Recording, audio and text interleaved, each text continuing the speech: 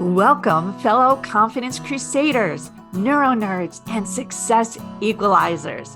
This is your podcast, Real Confidence. I'm your host, Alyssa DeVere, and I'll be sharing a bit of basic brain science, some surprising social secrets, and a touch of tough love. Why? Because I believe confidence is everyone's fundamental right and choice. So let's get to it.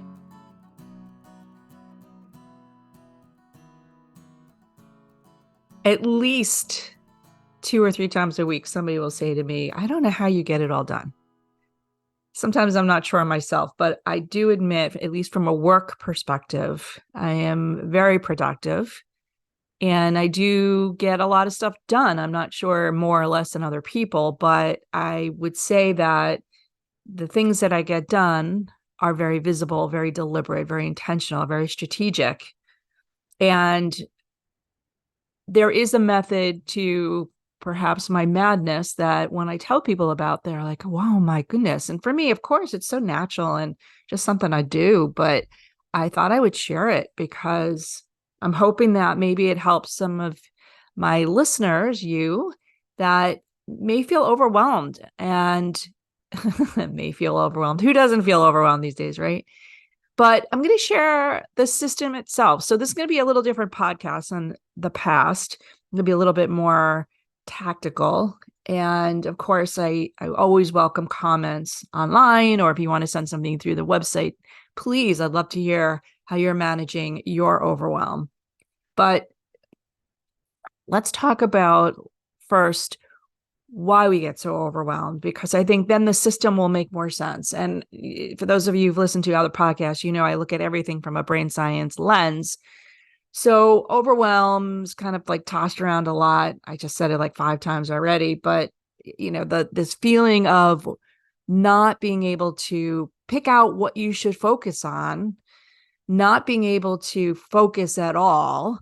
That's kind of partly what we're going to talk about today. And this ability, this overchoice of not even knowing what to start with. What, you know, I got 10 minutes, I've got an hour, whatever it might be. What do I do? And after that hour goes by, you're like, oh, I should have done X, or man, that, you know, that was not a use of time. It's an hour I'll never get back in my life. We want to avoid those things because not only aren't we getting the stuff done that we really would like to get done, but now we've layered in guilt, and guilt is truly the opposite of confidence. So how are we going to get a little bit or a lot bit more organized, a lot more strategic with our time and our energy? And quite frankly, how are we going to do stuff so that when we look back on our week, our month, our year, our life, we feel really good about the stuff that we did? Okay, tall order here.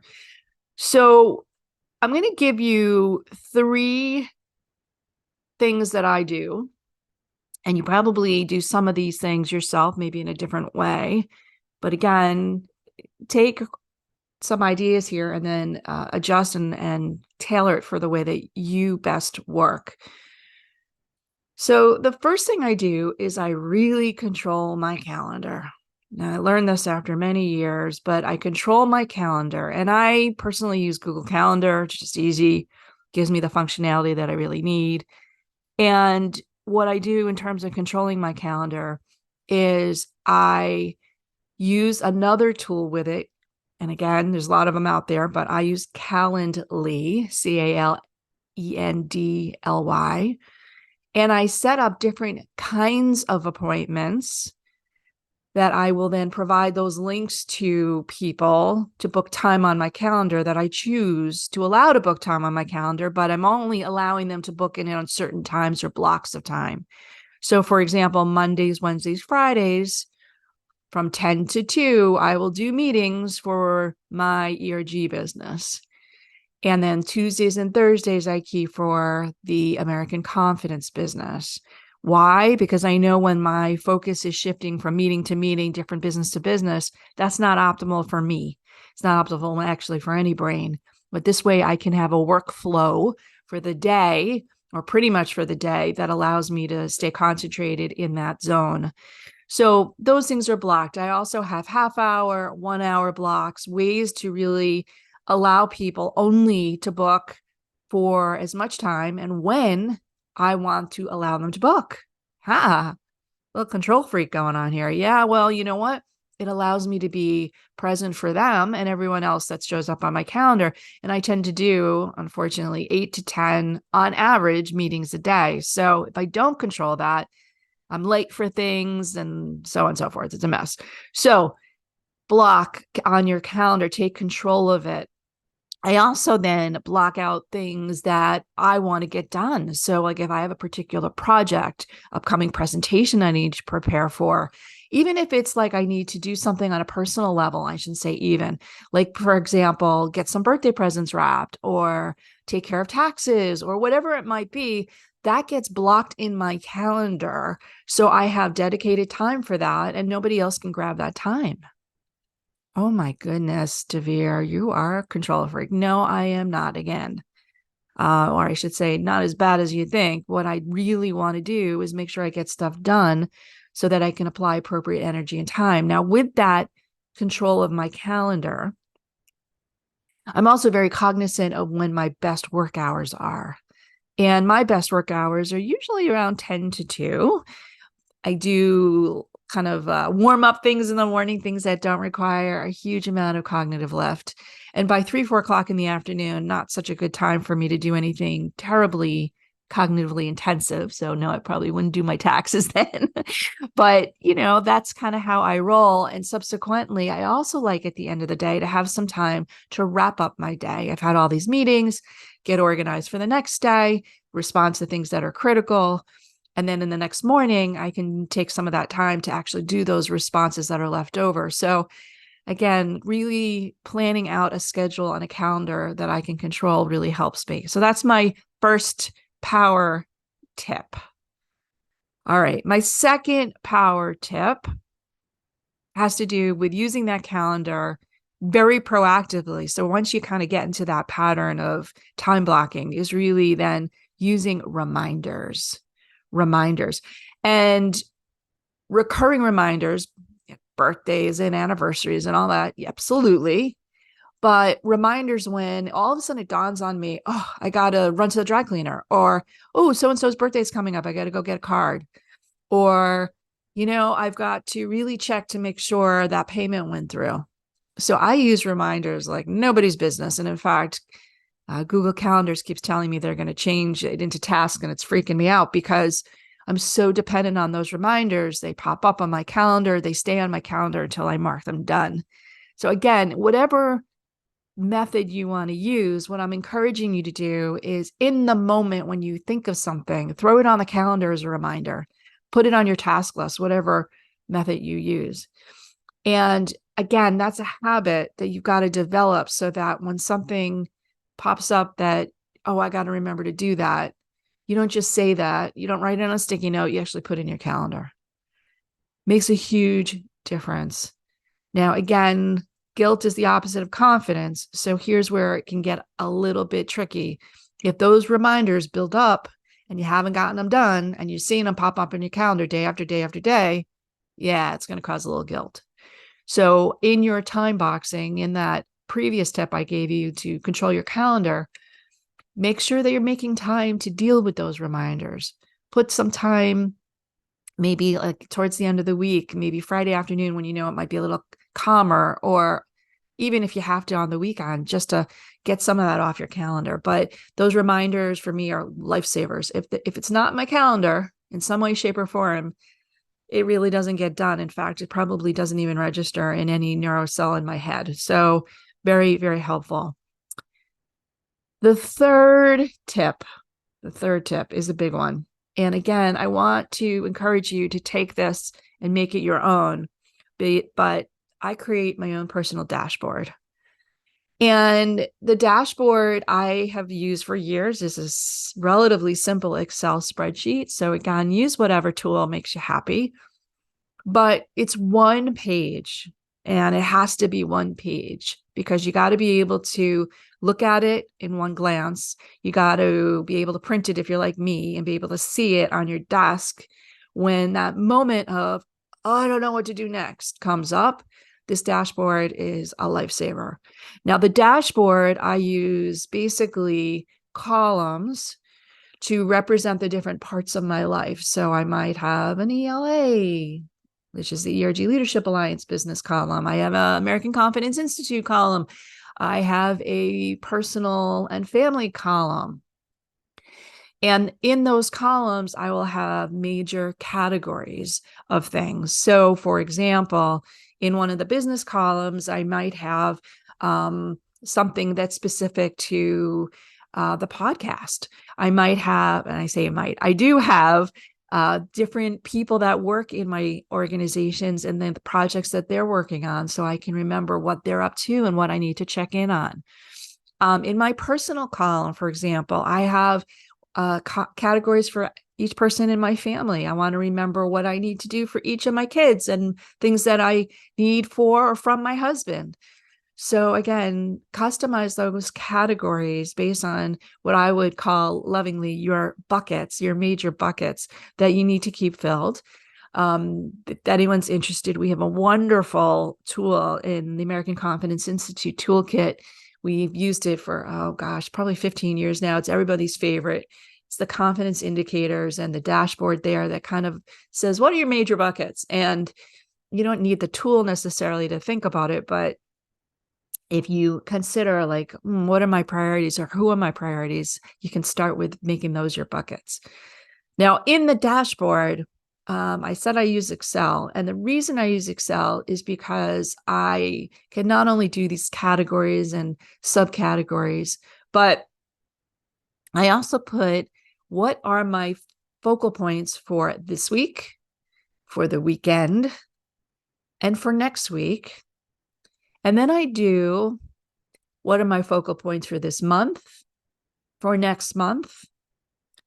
And then I keep a running list, if you will, of what are my focal points for the year? What are my goals and objectives? So by having it all in one place, I can make sure everything's aligned. I can really prioritize what needs to get done in order to meet some of those goals. Do I change those things? Well, my annual goals, not as much. And my annual goals, quite honestly, are things like read a book every month. Make sure you connect with 2 or 3 friends every week, right? Things like that, as well as, write the next book or achieve a particular milestone in the business. It could be anything. But again, I'm going to leave that to your personal preference. My best advice is don't put too much on those goals. Make them realistic, but kind of stretch goals.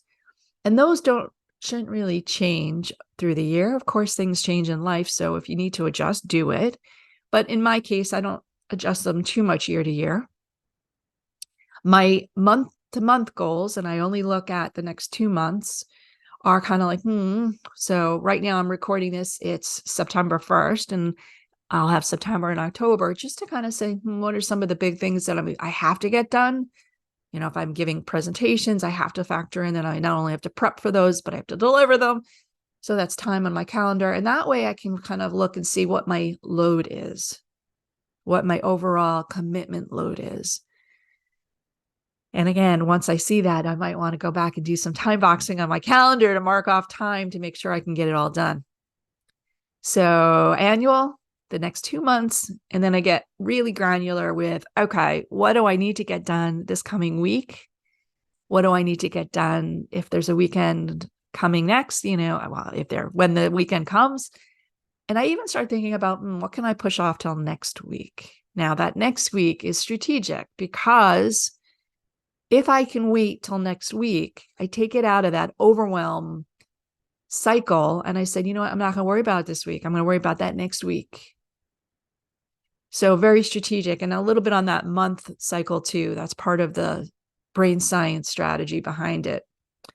So to recap, the dashboard columns you can do by your big buckets, business maybe, or your work bucket. You can do by your personal buckets, the people and the things that are important to you to make sure you stay on top of. And then your annual, the next 2 months, and then this week, next week, and in between the weekend, things that you really have to want to prioritize to get done. Now, when you see it all together on that page, what it allows you to do again is really be strategic about what you think you can get done within those timeframes, what can wait, how much have you committed to, and over time, you start to really learn if you're overcommitting, overestimating. And I'll admit, I always overestimate what I can get done. I'm like very ambitious. I'm like, I can do all that. And it doesn't always get done. And that's okay. It may roll from this week to next week if it's not absolutely critical deadline kind of thing. I might need to work a little bit on the weekends, which a little bit would be great because I tend to work a lot on the weekends, but that's all right because I enjoy what I do. But again, being compassionate and having some sense of it's okay if I don't get it all done, but here's what I'm looking to get done, allows you to push out things that you can't or don't want to do. So here's the key here. I'm telling you to own your calendar. I'm telling you to time box and really be deliberate about what you're going to put on the calendar. And then I'm advising you, or at least suggesting, that you own your time overall. You know, we're here once in a life and we have limited time. You know, the good news, bad news is we all have 24 hours, 7 days a week. And that time goes really fast. You look back and you're like, wow, you know, what have I done lately? What have I done in my whole life? And this is a way to really get your arms around what you want to do with the time that you have. So I hope that if you're feeling overwhelmed, there's a day that you remember this podcast and you say, you know what, I'm going to take one of or all of those ideas and implement them. Just give it a try. And let me know how you feel, because even just getting it down on the page, you know, putting some time on a Sunday afternoon, Sunday evening, which is when I do my refresh on my dashboard and I look, takes all of maybe 20 minutes, 15, 20 minutes. And I say, what do I want to get done this week? Where do I make adjustments? What have I gotten done last week? All of that really feeds my sense of confidence, because I'm controlling how I'm spending my time, what I'm doing, what I'm going to be known for, what I'm going to have for the year, for the month, for the week. So that's what I do. I'd love to hear from you and how you are managing your calendar and priorities, how you are overcoming overwhelm in a confident way. Thanks for tuning in. This podcast was sponsored by the American Confidence Institute. ACI uses basic brain science to teach you not what, but how to think with more confidence. ACI is endorsed by top universities and business experts, and it is accredited by the Society for Human Resource Management and the International Coaching Federation.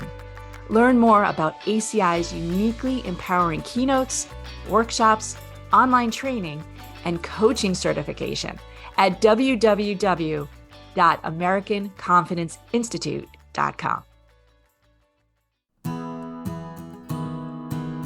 Before we totally wrap up, I want to let you know that full transcripts and show notes for this and other Real Confidence episodes can be found on www.americanconfidenceinstitute.com/podcast. I also want to remind you once again that the best way to get confidence is to give it to others, and you can do it just by liking and sharing this episode on your preferred podcast and social media channels. You can even give me some confidence by noting topics you'd like me to consider for the future. So for now, this is Alyssa DeVere. Thank you for helping to bring more confidence to the world. Master editing done by Ben Weinstein, with original music performed and composed by Jeff Mitchell. Real Confidence is a production of American Confidence Institute. All rights reserved.